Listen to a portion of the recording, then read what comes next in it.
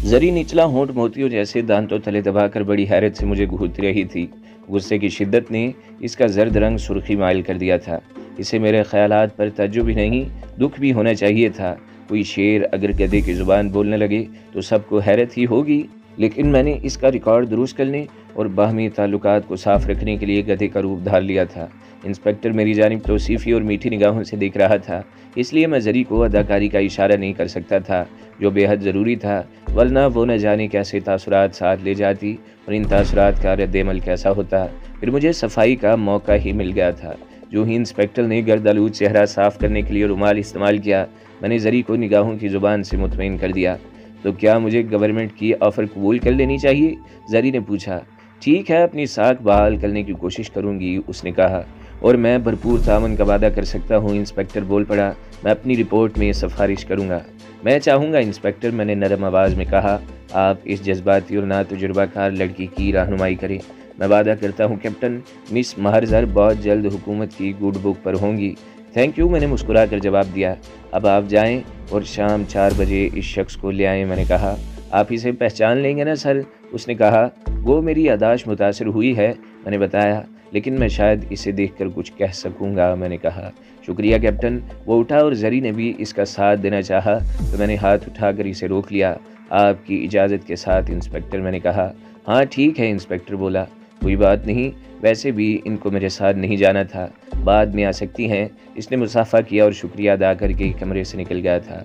ओ, कोई ताज़ा खबर मेरे लिए? मैंने तकिया गोद में रखकर जरी की आंखों में झांक कर पूछा। नहीं, इसने इधर उधर देखकर जवाब दिया। लेकिन क्या आप इसे पहचान लेंगे? उसने कहा। किसे? मैंने कहा। ज़ेरे हिरासत शख्स को, जरी ने जवाब दिया। सुनो कैप्टन, अगर इसका ताल्लुक हमारे दोस्तों से है तो मेरी परवाह न करना। इंस्पेक्टर मेरा हमदर्द नहीं है, ये जालिम शख्स है, इसीलिए सिक्योरिटी फोर्सेस की हाई कमान ने इसका इंतखाब किया था। मुसलमान दुश्मनी में बेहद मशहूर है। इसका ताल्लुक ज़मीर फरोश लोगों से है जो इक़्तिदार और मफादात पर अपनी बेटियां भी कुर्बान कर देते हैं। अगर मैंने इसे बरी कर दिया तो क्या इंस्पेक्टर इसे रिहा कर देगा? हाँ, वो ये गैर मुतल्लिक शख्स को क्यों बंद रखेगा? उसने कहा। फिक्र न करो, जब वो आएगा तो मैं इसे बेवकूफ़ बनाकर वापस कर दूंगा, मैंने हंसते हुए कहा। झक मारने वालों को मैं नचाना जानता हूँ। अब तुम मुझे अपना तारीख और जोग्राफिया बता दो, मैंने कहा।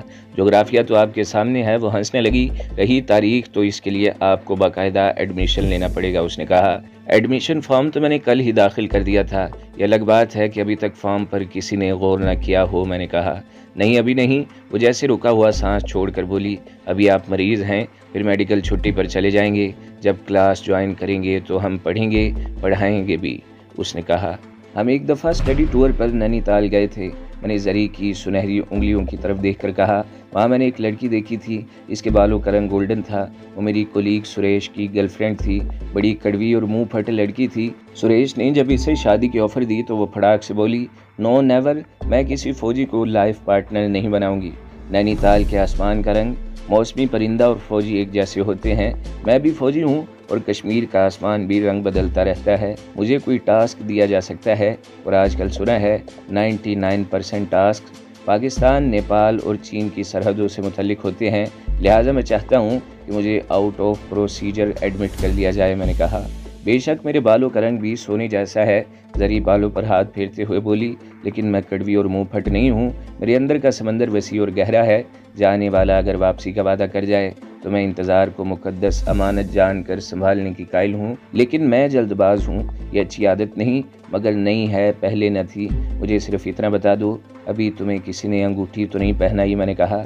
जरी चौंकी तो इसका सारा वजूद हिल गया। वो लहजा भर घूरती रही। इसकी आंखें रिवायती अंदाज में झुकी थीं, न इसके कानों की लुएं शादी के नाम से सुर्ख हुई थी, बल्कि इसका चेहरा संगे मरमर के मोती के चेहरे जैसा सपाट था। क्या मैं अपनी जसारत की माफ़ी मांगूं? मैंने मुतबस्सम लहजे में पूछा। क्या आप संजीदा हैं ऑफिसर? इसने सर्द आवाज़ में पूछा तो मैंने इस्बात में गर्दन हिला दी। तो फिर मुझे जाना चाहिए।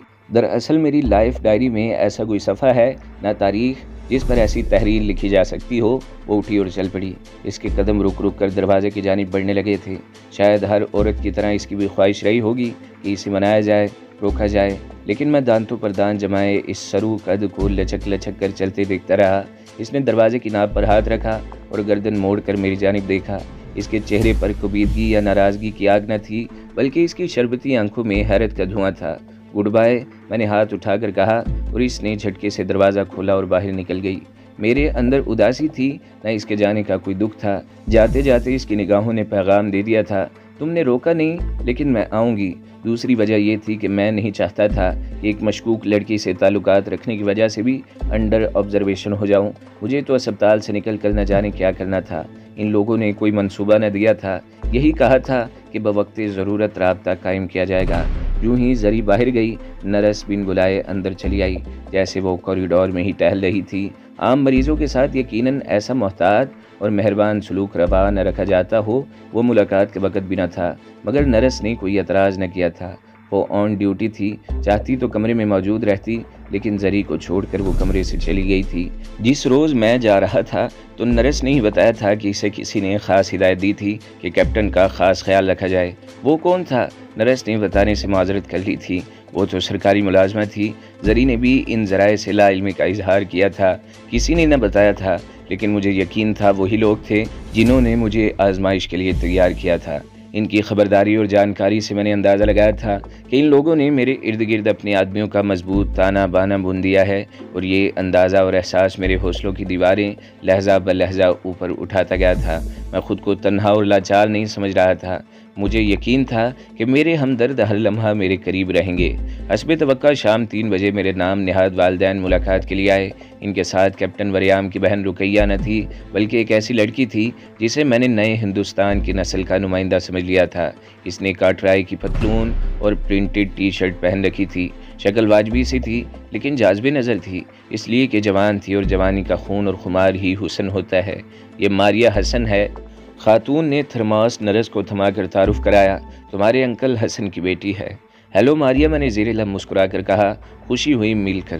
لیکن مجھے نہیں، وہ کاندھے اچکا کر بولی، اگر تم بہتر حالت میں ملتے تو خوشی ہوتی، میں لڑنے کا موڈ بنا کر آئی تھی، اب بیمار سے لڑنے کا کوئی لطف نہیں آئے گا۔ نہیں بیٹی، خاتون نے کہا، یہ ایسا ہی ہے، گھر بھی اس نے خط نہیں لکھا، انہوں نے کہا۔ گھر کی دوسری بات ہوتی ہے آنٹی، ماریہ بولی، میں باہر تھی، مجھے اس کے لیٹرز اور فون کالز کی ضرورت تھی، اس نے کہا۔ وہ بول رہی تھی اور میرے اندر خطرے کے چوہے ناچنے لگے تھے۔ نہ جانے کون تھی، کیسے تعلقات تھے، اور دونوں کے درمیان لیٹرز اور ٹیلی فون کالز، اور نہ جانے کیا کیا باتیں رہی ہوں گی۔ وہ کچھ پوچھ سکتی تھی، کوئی ایسا سوال کر سکتی تھی، اور میرا جواب بھرم کا بھانڈا توڑ سکتا تھا، لہٰذا میں نے محتاط ہونے کا فیصلہ کر لیا تھا۔ آپ لوگوں نے اسے کچھ بتایا نہیں کیا؟ میں نے سعید صاحب کی جانب دیکھ کر پوچھا۔ ہمیں اطلاع ملی ہے آج تمہیں فارغ کیا جا رہا ہے، سعید صاحب نے میرے سوال کو نظر انداز کرتے ہوئے بتایا۔ میں نے سوالیہ نگاہوں سے نرس کی جانب دیکھا، اس نے معذرت خواہانہ انداز میں سر نفی میں ہلا دیا تھا۔ لیکن میں ابھی فٹ نہیں ہوں، میں نے احتجاجی آواز میں بتایا، مجھے سکون کی ضرورت ہے جو گھر میں نہیں مل سکے گا، میں نے کہا۔ گھر میں نہیں مل سکے گا؟ خاتون نے استعجابیہ لہجے میں پوچھا، یہ کیا بات ہوئی بیٹے؟ سکون کی اصل جگہ گھر۔ مان دروازہ کھلا، سب نے غیر ارادی طور پر ادھر دیکھا۔ زری دروازہ کھولتے ہی ٹھٹک کر رکی، پھر اس نے ایک طرف ہو کر انسپیکٹر کو راستہ دیا۔ انسپیکٹر کے ساتھ ایک نوجوان تھا، جسے دیکھتے ہی میرے جسم کی دیواریں ہل گئیں۔ اگر انسپیکٹر کی توجہ سعید صاحب نے حاصل نہ کر لی ہوتی تو اس کی تجربہ کار نگاہیں زلزلے کے شدید جھٹکے کو میرے چہرے سے جان لیتی۔ وہ اعظم خان تھا، جس نے سرائے کے احاطے میں مجھے روئی کی طرح دھن کر رکھ دیا تھا، پھر بھی میں ناراض نہ تھا۔ وہ مجھے کسی بھائی اور دوست کی طرح عزیز تھا۔ اس نے میرے ساتھ جو کچھ کیا تھا وہ وقت کی ضرورت تھی، اس کی ڈیوٹی تھی، ورنہ مجھے فوج والے اتنی آسانی کے ساتھ قبول نہ کرتے، اور نہ ہی میں یادداشت گم ہونے کی کامیاب اداکاری کر سکتا تھا۔ سعید صاحب یقیناً انسپیکٹر کے نزدیک معتبر رہے ہوں گے، وہ گیلے کاغذ جیسا بن گیا تھا۔ کیا تم آن ڈیوٹی ہو انسپیکٹر؟ سعید صاحب نے سرد لہجے میں پوچھا، اور یہ بھی جانتے ہو یہ کس کا کمرہ ہے؟ یہ انسپیکٹر کی بوکھلاہٹ قابل دید تھی۔ اس نے تذبذب میں مبتلا مہر زر کی جانب اشارہ کیا۔ میری عزیزہ ہیں، ان کے ساتھ ہم عیادت کے لیے آئے ہیں جناب، انسپیکٹر نے کہا۔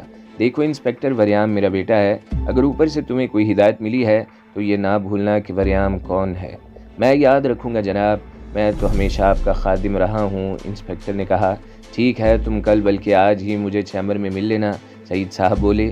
بیگم، ہمیں اب چلنا چاہیے۔ کیا وریام ساتھ نہیں جائے گا؟ بیگم نے پوچھا۔ نہیں، سعید صاحب نے جواب دیا، یہ پہلے یونٹ میں رپورٹ کرے گا اور پھر وہ لوگ اسے سک لیو دیں گے۔ جانے مادر، بیگم صاحبہ نے جھک کر میرے بالوں پر ہونٹ رکھے۔ گھر عزیز و اقارب سے بھرا ہوا ہے، سب لوگ اسپتال کے لیے ضد کر رہے تھے، ہم بازار کا بہانہ کر کے آئے ہیں، چھٹی ملتے ہی فون کر دینا۔ गाड़ी भेज दी जाएगी। आप लोग जाएं, मारिया बोली, मैं कुछ वक्त यहाँ रहूँगी। बल्कि तुम उधर साथ चली जाना, उसे बेगम ने कहा, और वरियाम फारग हो जाए तो इसे ले आना साथ। नहीं, मैंने भड़क कर कहा, तुम भी चली जाओ, मैं डॉक्टर से बात करूँगा, शायद चंद दिनों तक ना आ सकूँ। मारिया ने मोटे शीशे की ऐनक उतार कर चुंधियाई हुई आंखों से मुझे गौर से देखा और फिर तवील सांस लेकर उठ खड़ी हुई और बगैर कुछ बोले इनके साथ चल पड़ी थी। वो नाराज़ हो गई थी, लेकिन मुझे इसकी नाराज़गी की कोई परवाह न थी। आज़म खान बेनियाजाना अंदाज में खड़ा दीवार पर अवेसा चाट पढ़ने लगा। यूं ही मरियम के वालिदैन और इसकी कज़न मारिया हसन बाहर निकले। जरी के अंदर जैसे बरकी रूह ओद कर आई थी। इसका सपाट चेहरा जिंदा हो गया था और आंखों की धुंध छट गई थी। ये आज़म खान है, इंस्पेक्टर ने इशारा देकर बात शुरू की। आर्मी के मंजूर शुदा कॉन्ट्रैक्टर। मैंने हाथ बढ़ाया और आज़म खान ने झुककर हाथ थाम लिया। मैट का ठेका था, वो बताने लगा, लेकिन मैं नाकाम हो गया, इसलिए ब्लैक लिस्ट पर हूँ, उसने कहा। लेकिन मैं तो इस सिलसिले में कोई मदद न कर सकूँगा इंस्पेक्टर, मैंने बताया, मेरा ताल्लुक सर्विस कोर से नहीं है। वाकई? इंस्पेक्टर मेरी आंखों में झांक कर बोला। हाँ इंस्पेक्टर, वाकई मैं आपकी कोई मदद नहीं कर सकता, मैंने जवाब दिया, लेकिन आप मेरी मदद ज़रूर करेंगे, मैंने कहा। हाँ, इंस्पेक्टर ने मीठी निगाहों से जरी की तरफ देखा। ज़रूर, हमने कल तवील नशिस्त के दौरान बहुत कुछ तय कर लिया है। मेरे लिए क्या हुक्म है जनाब? आज़म खान ने पूछा। ठीक है आज़म खान, इंस्पेक्टर ने साइड टेबल पर पड़ी डायरी से वर्क नोच लिया। मैं लिख देता हूँ, आप अपनी गाड़ी ले लें। इसने चंद सतरें लिखकर चिट आज़म खान को दे दी। अगर मज़ीद ज़रूरत हुई तो मैं आपको मिल लूँगा। मैं बता चुका हूँ, आज़म खान ने चिट जेब में रखकर जवाब दिया। मैं आने वाले सीज़न के लिए लाइव स्टॉक जमा कर रहा हूँ। मुझे माल के लिए पूरी वादी में फिरना पड़ता है, शायद मैं घर न मिल सकूँ, आज़म खान ने कहा। मैं शिकवा नहीं करूँगा भाई, आप जाएं, इंस्पेक्टर ने हंस कर कहा और आज़म ने बारी बारी हम दोनों से मुसाफा किया और सर झुकाकर जरी को सलाम किया, फिर कमरे से निकल गया। हाँ तो मैं बताने जा रहा था, इंस्पेक्टर ने कुर्सी बेड के करीब करते हुए कहा, हमने फैसला किया है कि मिस महरजर सिक्योरिटी फोर्स ज्वाइन करेंगी। मैं बोलने लगा तो इंस्पेक्टर ने हाथ उठाकर मुझे रोक दिया। मुझे अपनी बात दलाइल के साथ करने दीजिए कैप्टन, चिराग तले हमेशा अंधेरा रहता है, मैं महरजर को इसी अंधेरे में रखना चाहता हूँ। देखिए मैं भी मुसलमान हूँ, वादी में जो आग भड़क रही है इसकी ज़िम्मेदारी हम मुसलमानों पर डाली गई है, मगर मेरा घर और मेरे अजीज़ व अकारिब इस ज़िम्मेदारी से पाक समझे जाते हैं। हालांकि ऐसा नहीं है, फिर भी भेड़िए हमारे घरों का रुख नहीं करते, उसने कहा। मैं पहली बार इधर आया हूँ, मुझे मालूम नहीं कि सिक्योरिटी फोर्सेस में लेडीज़ भी होती हैं, मैंने सपाट लहजे में कहा। अगर जरी को कोई बेहतर पोस्ट मिल सकती है तो मुझे खुशी होगी। मैं ज़ाती तौर पर इन हंगामों के हक़ में नहीं हूँ, इंडिया में भी तो मुसलमान हैं। मुझे तो यही समझ नहीं आती कि ये लोग कैसी आज़ादी चाहते हैं। इनका आका कौन है, किसकी ग़ुलामी से निजात के लिए उठ खड़े हुए हैं, मैंने कहा। मुझे बात नहीं करनी चाहिए कैप्टन, इंस्पेक्टर ने मध्यम आवाज़ में कहा। हम बहसीयत मुलाजिम हुकूमत के वफ़ादार हैं, लेकिन इंडिया और कश्मीर में बहुत फ़र्क है। ये ख़ित्ता मुसलमानों का रहा है, ये एक रियासत थी, इसमें मुसलमानों की अक्सरियत थी। मेरा ख्याल है किसी वक्त महरजर आपको फ़र्क बताएंगी। क्या माजी का हवाला आड़े नहीं आएगा, मैंने कहा। नहीं, इंस्पेक्टर ने जवाब दिया, बल्कि यही हवाला सिफारिश बन सकता है। मौजूदा गवर्नमेंट की पॉलिसी जो ब्रीफ की जाती है वो कुछ यूँ है कि हुर्रियत पसंदों की क़ुव्वत को किसी न किसी तरह तोड़ा जाए। मुझे अफसोस के साथ तस्लीम करना पड़ता है कि हम में मिल्लत के गद्दार ज़्यादा हैं, हमारी वफ़ादारी ख़रीदी जा सकती है। यही वजह है कि हुकूमत मुसलमानों को पैसे और ओहदों से ख़रीद लेती है। महरजल नई नस्ल की मकबूल लीडर है, ज़ेरे ज़मीन स्टूडेंट्स तहरीक की रूह रवां समझी जाती है। मेरी डायरी के हर सफ़े पर इसकी नकलो हरकत की तफसील है। मैं कल एक इंडियन ऑफिसर से मिल रहा हूँ, वो शख्स वादी की सियासी सूरत हाल मालूम करने आया है। वो यकीनन अपनी सिफारिशात कश्मीरी हुक्काम और इंडियन गवर्नमेंट को पेश करेगा। मैं जिन चंद मारूफ लोगों को ख़रीदने और तोड़ने की सिफारिश कर रहा हूँ, इनमें मिस महरजर का नाम सर फहरिस्त होगा। मैंने महरजर को भी गाइडलाइन दे दी है। ये आज रात ख़वातीन की तंजीम दुख्तरानी मिल्लत की कायद आसिया इंदराबी से मुलाकात करेगी और कल इसका एक बयान शाया होगा। बयान में आसिया इंदराबी की गलत पॉलिसियों पर तनकीद होगी कि आसिया इंदराबी चादर और चार दीवारी के तकद्दुस को पामाल कर रही है, इंस्पेक्टर ने कहा। क्या इसका सर्विस कैरियर मुतासिर ना होगा, मैंने कहा। आप फौजी लोग नहीं जानते कैप्टन कि सियासत की दुकान बाजार की दूसरी दुकानों को आग लगाकर ही चमकती है। क्या आपने कश्मीरी लीडर शेख अब्दुल्ला की सियासी ज़िंदगी का मुतालिया नहीं किया? जब कश्मीरी महाराजा और अंग्रेज़ सरकार से आज़ादी की जंग लड़ रहे थे تو شیخ صاحب نے سیاست کا میدان اور اقتدار کی کرسی حاصل کرنے کی خاطر سب کو چلتا کیا اور خود پردھان منتری بن گئے تھے۔ ان کو سب کچھ پنڈت نہرو کی ہاں میں ہاں ملانے اور مسلمان لیڈروں سے اختلاف کرنے پر ملا تھا۔ میں چاہتا ہوں کہ مہر بھی اپنے بزرگ لیڈر کے نقش قدم پر چلے، لیکن میں زری بول پڑی، پرانے لیڈروں کے نقش قدم پر قدم رکھنے سے پہلے اپنے ساتھی کیپٹن وریام سے مشورہ کرنا چاہتی ہوں۔ مجھے ماضی کی طرف نہیں جانا، بلکہ میرے سامنے مستقبل ہے اور مستقبل کی ساری راہوں پر کیپٹن موجود ہونا چاہیے۔ کیا آپ کچھ مہلت دیں گے انسپکٹر؟ اس نے کہا۔ ضرور، انسپکٹر میری جانب مسکراتی اور معنی خیز نگاہوں سے دیکھنے لگا۔ مجھے امید ہے کہ کیپٹن اپنے خوبصورت مستقبل کو خوبصورت اور محفوظ مشورہ دیں گے، اور محفوظ راستہ اور بہتر مستقبل وہ نہیں ہے جو آسیہ اندرابی اور اس کے سر پھرے ساتھیوں نے چن لیا ہے۔ جو پودا وہ لگانا چاہتے ہیں وہ اول تو برابر نہیں ہوگا، اگر ہوا بھی تو کم از کم یہ نسل اس درخت کی چھاؤں اور پھل سے مستفیض نہ ہوگی۔ اس لیے عقل مندی یہی ہے کہ ان ہی درختوں کے سائے اور پھل حاصل کیے جائیں۔ انسپکٹر نے کہا۔ سوری انسپکٹر، میں بے اختیار سا ہو کر بولا، اگر تمہاری مراد موجودہ حکومت اور نظام سے ہے تو میں بحیثیت مسلمان یہ کہوں گا کہ یہ درخت مسلمان کے لیے ببول کی جھاڑیاں ہیں۔ میں نے کہا۔ کچھ بھی ہو، انسپکٹر نے جواب دیا، عمل سے نہ صحیح مگر زبان سے ہمیں ان درختوں کو تسلیم کرنا چاہیے۔ انسپکٹر نے کہا۔ ہاں، تمہاری اس پالیسی سے میں اتفاق کرتا ہوں۔ میں نے کہا۔ اوکے، اس نے ہاتھ بڑھایا۔ مجھے امید ہے ہم ایک دوسرے کو تسلیم کرتے رہیں گے۔